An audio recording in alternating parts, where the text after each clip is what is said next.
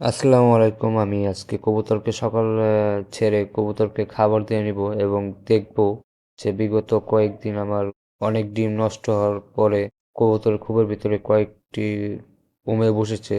তো বাচ্চা মূলত ফুটছে, যেগুলো আর কি ভালো আছিল। তো দেখাবো আমি।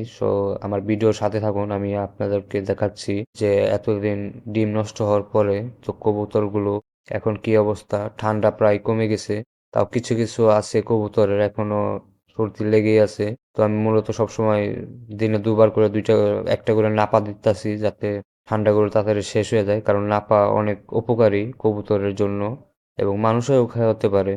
তো দেখতে পাচ্ছেন আমি খোপে খোপে ভেতরে দেখে নিচ্ছি যে এই যে বাচ্চা প্রায় বড় হয়ে গেছে, কারণ সামনের সপ্তাহে আর কি হাটে বিক্রি করতে নিয়ে যাব।